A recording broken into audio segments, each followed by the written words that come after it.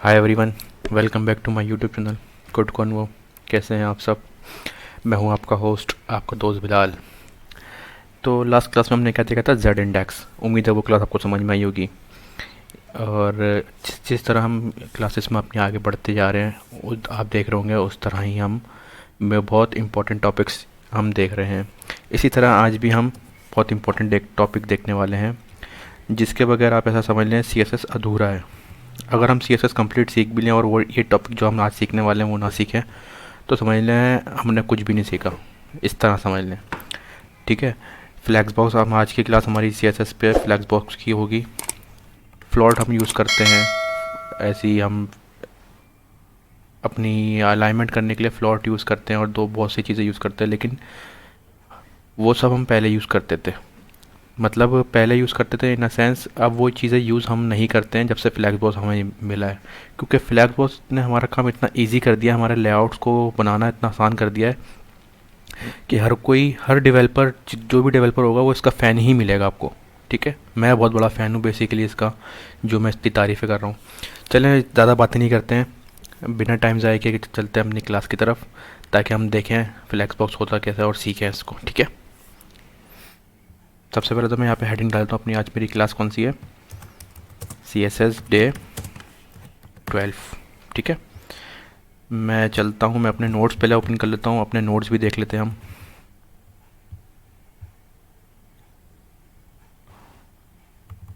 Sorry, ये वाला notes है ना, 12। अच्छा, वाट what is Flex? Flex is a powerful open source software tool for creating flexible and efficient web layout. It is a CSS layout model that allow you to create dynamic and responsive layout. ठीक है, ये जो flex box है हमारे को बहुत easy तरीके से एक बहुत अच्छा लेआउट बनाने में मदद करता है वेबसाइट का। और दूसरा वो जो लेआउट बनाता है ये, वो रिस्पॉन्सिव भी होता है। रिस्पॉन्सिव क्या होता है? मैंने आपको बताया था, रिस्पॉन्सिव वो चीज़ होती है जो हमारे मोबाइल में भी खोलें तो हम हमारी वेबसाइट सही खुले, और हम अपने पीसी या किसी टैबलेट में भी खोलें तो हमारी वेबसाइट सही दिखे साइज़ में। मतलब उसकी जो लेआउट्स हों वो ओवरफ्लो ना हो रहे हो। ठीक है, तो ये काम करता है हमारा फ्लैक्स बॉक्स। पहले इसको मैं अपनी थोड़ा सा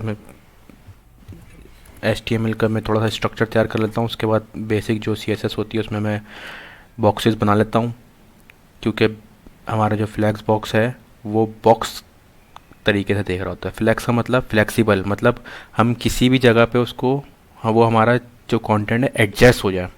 ठीक है, और बॉक्स मायने हमारा जो फ्लैक्स बॉक्स है ना, वो बॉक्स की मतलब एज अ बॉक्स अपने कंटेंट को देख रहा होता है, तो इसलिए हम उसको फ्लैक्स बॉक्स बोलते हैं। ठीक है, सबसे पहले तो मैं यहाँ पे एक कंटेनर बना लेता हूँ अपना, क्योंकि हम जो भी काम करेंगे कंटेनर के अंदर करेंगे।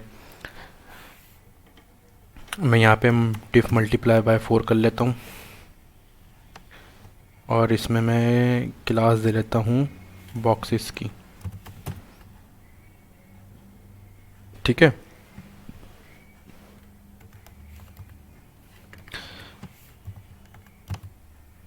बॉक्स 1,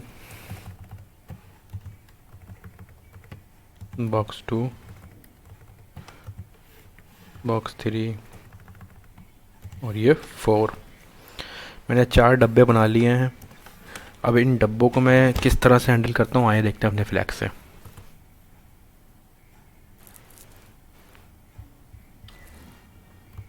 ठीक है, मैं सी एस एस की फ़ाइल भी बना लेता हूँ लिंक करके।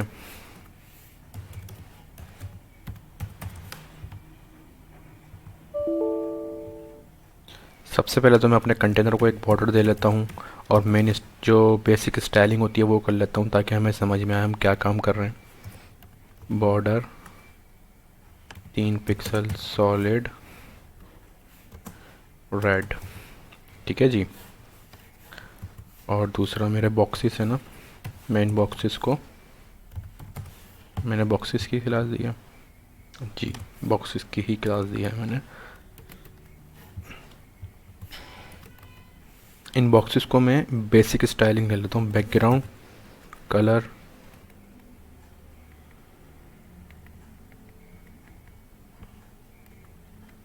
ठीक है, बॉर्डर 3 पिक्सल सॉलिड,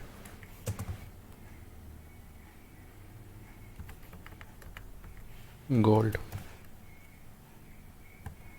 ठीक है। और इसको विथ और हाइट भी दे लेता हूँ, विथ 200 पिक्सल,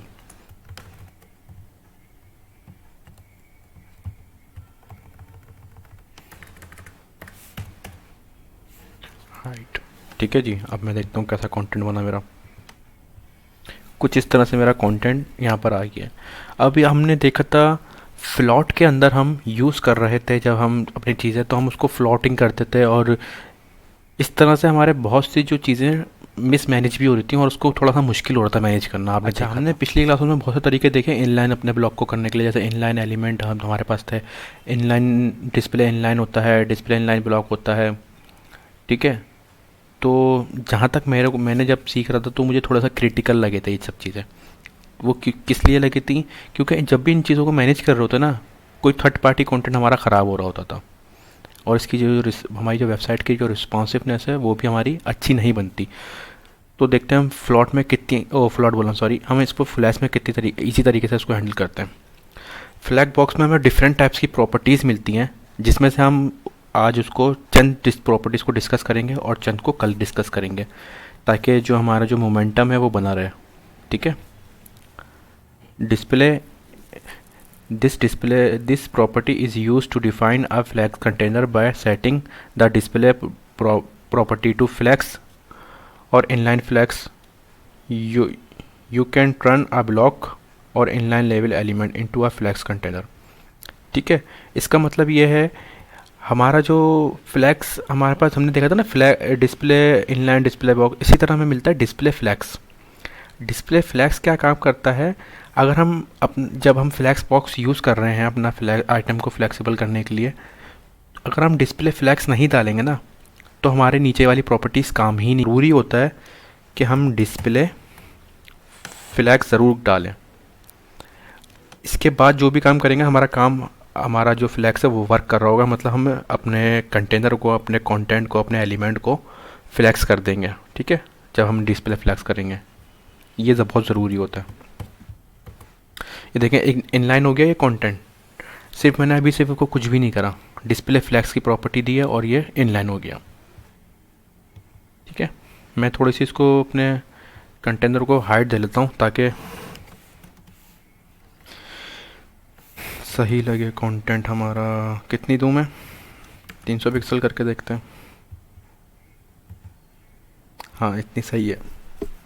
अच्छा, डिस्प्ले फ्लैक्स समझ में आया क्या होता है? डिस्प्ले फ्लैक्स हमारी जो है स्ट्रेट फॉरवर्ड प्रॉपर्टी है, मतलब अगर हम डिस्प्ले फ्लैक्स नहीं करेंगे तो हमारा फ्लैक्स बॉक्स काम ही नहीं करेगा, ठीक है। Display flex as a license होता है कि आपने इस कंटेनर को लाइसेंस दे दिया, आप फ्लैक्स की कोई भी प्रॉपर्टी आगे यूज़ कर सकते हो।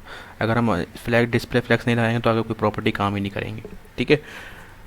फ्लैक्स बॉक्स में हमारे इसी तरह बहुत डिफरेंट टाइप्स की प्रॉपर्टीज़ होती हैं, जिसमें से कुछ आज हम देखेंगे, कुछ कल देखेंगे, ठीक है।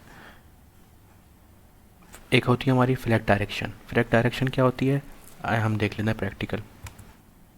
अब जैसे मैंने इस कंटेनर को फ्लैग डायरेक्शन दी, पहले मैं साइड बाय साइड खोल लेता हूँ ताकि मुश्किल ना हो हमें समझने में,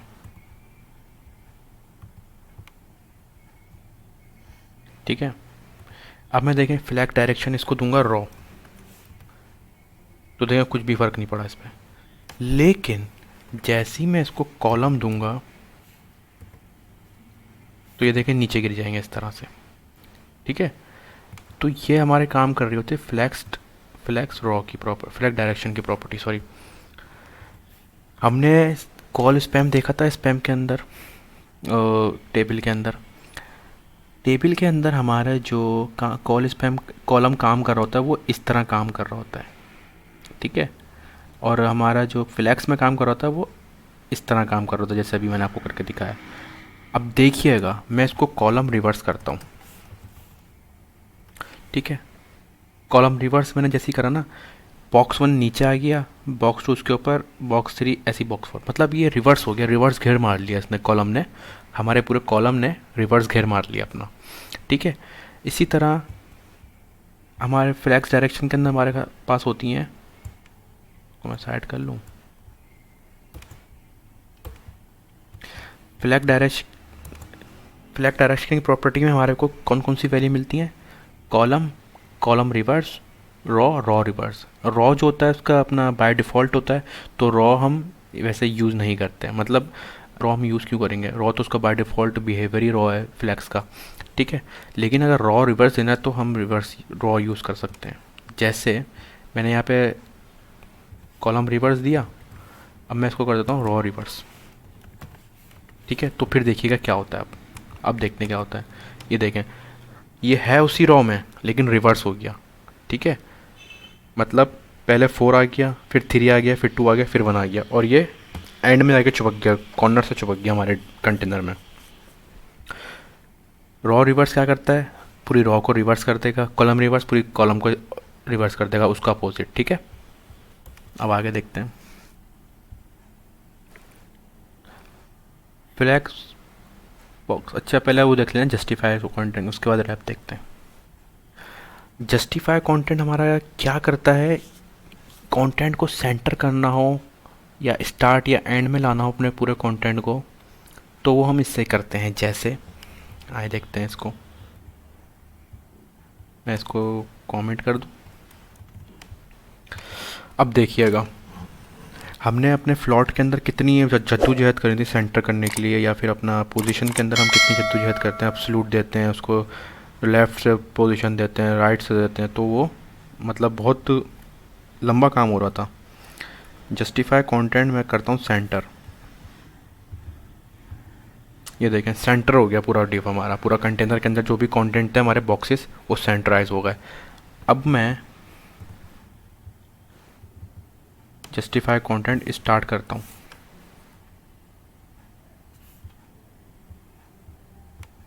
स्टार्ट तो बाय डिफ़ॉल्ट ही होते हैं, ठीक है। मतलब स्टार्ट लाइन से स्टार्ट जो होते हैं वो बाय डिफ़ॉल्ट ही होते हैं। इसी तरह हमारे पास होता है, मैं यहाँ पे सारे कोड जो है यहाँ पे सेंटर भी लिख देता हूँ, ठीक है। ये सेंटर हो गया हमारा। इसी तरह हमारे पास होता है जस्टिफाई कंटेंट एंड,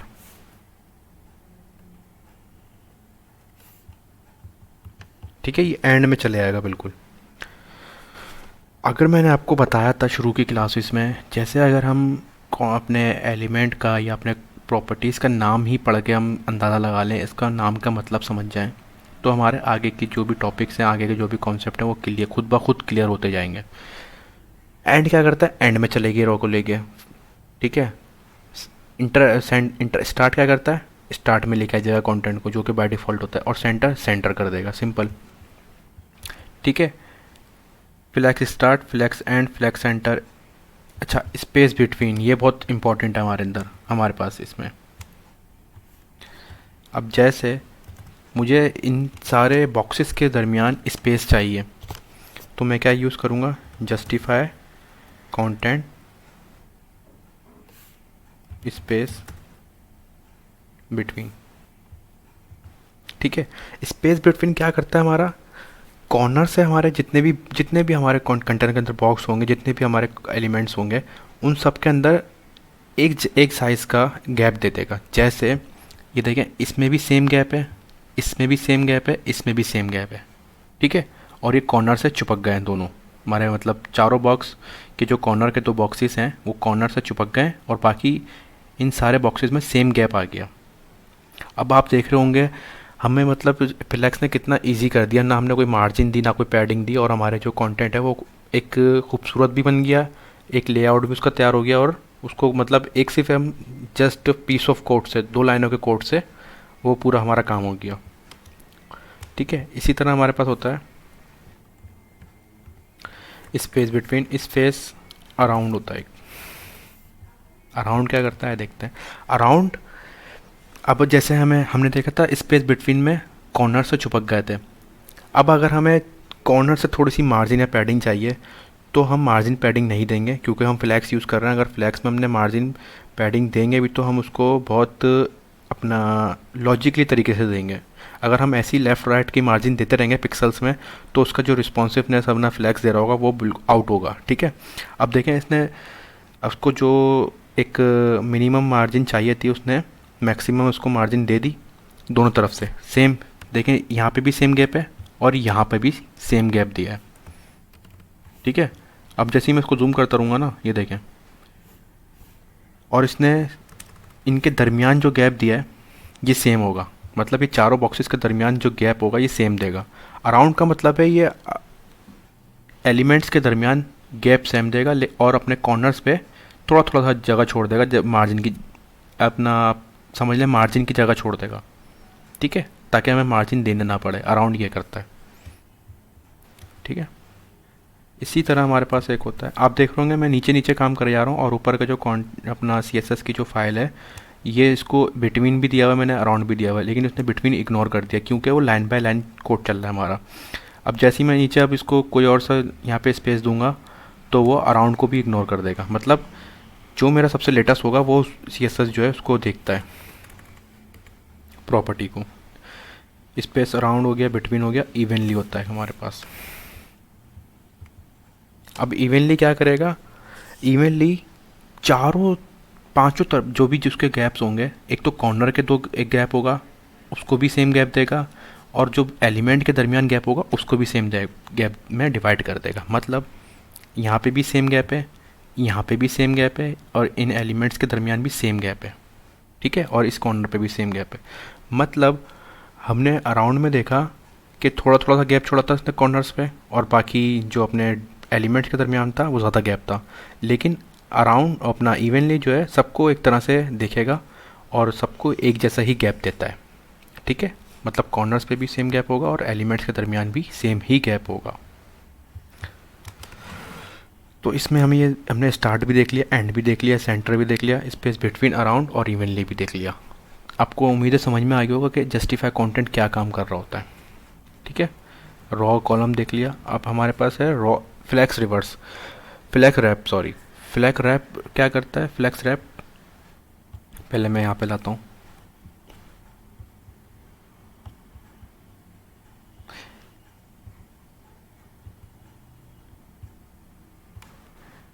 ये देखें मेरा जो रिस्पॉन्सिवनेस है वो मज़ा नहीं आ रहा, मतलब काम में ना, देख रहे हैं।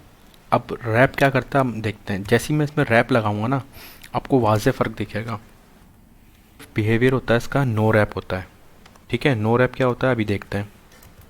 फ्लैक्स रैप, रैप कर लूँगा मैं इसको। ठीक है, फ्लैक्स रैप का एक प्रॉपर्टीज मिलती है उसमें रैप कर दिया मैंने। अब ये देखते हैं,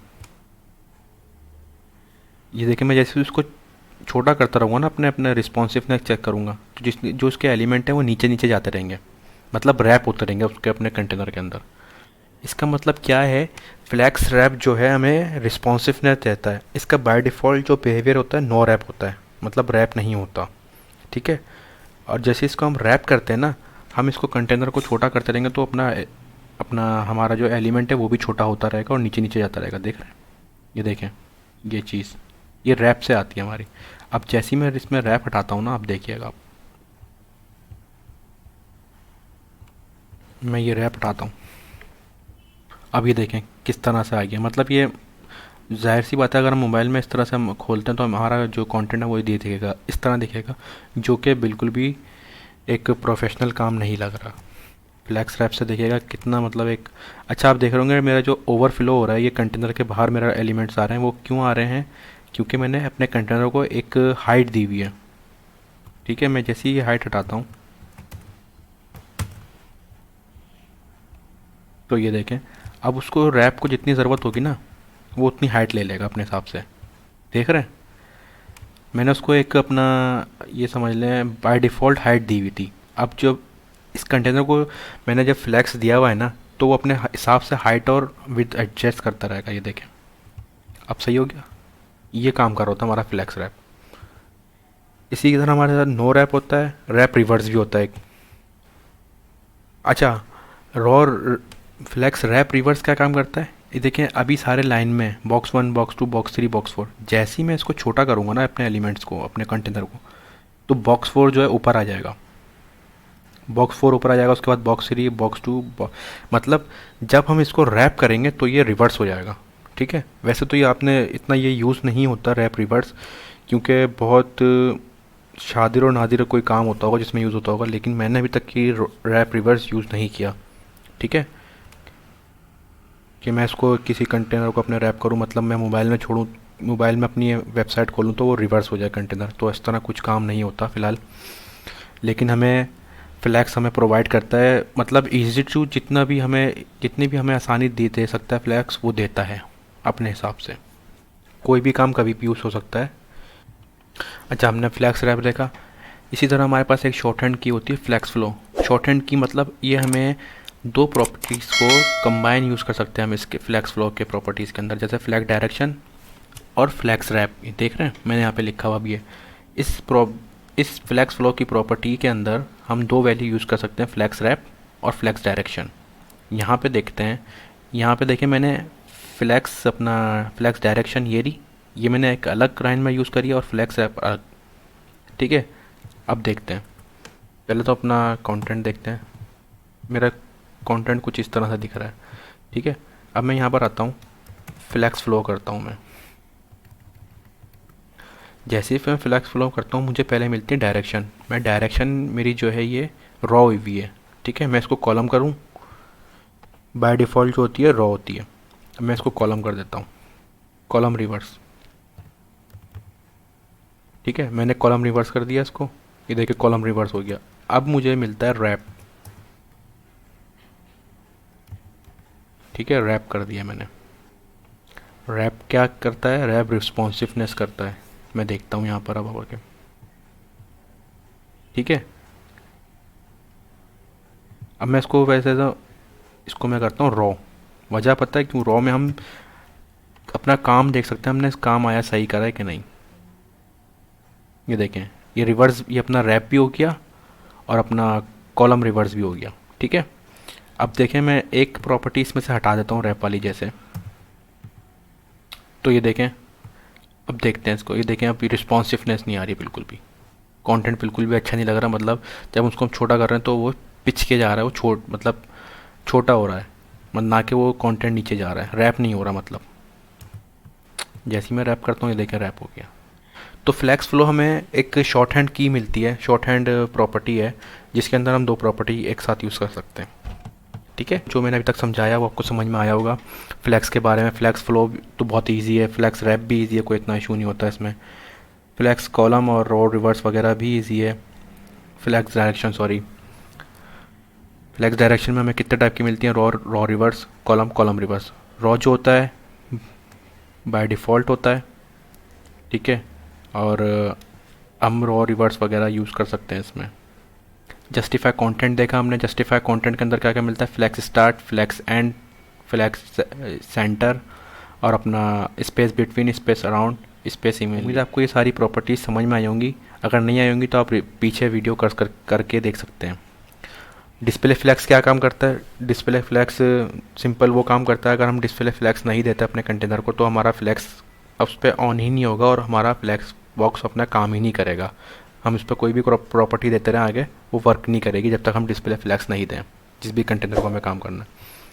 ठीक है, उम्मीद है जो जितनी भी आज प्रॉपर्टीज़ मैंने आपको फ्लैक्स बॉक्स के बारे में समझाई समझ में आई होंगी। बाकी जितनी चंद प्रॉपर्टीज़ रहती हैं वो हम नेक्स्ट क्लास में भी यूज़ करें, उसको देखेंगे यूज़ करके और हम समझेंगे उसके बारे में। तो इस तरह से हमारी जो हम जब इसको 5-6 प्रॉपर्टीज़ को और जो रहती हैं हम उसको कवर कर लेंगे तो हमारा फ्लैक्स बॉक्स हो जाएगा, CSS फ्लैक्स बॉक्स। और आपने देख ही लिया होगा कि कितना इंपॉर्टेंट है फ्लैक्स बॉक्स। ठीक है, तो आज की क्लास हम यहीं पे एंड करते हैं।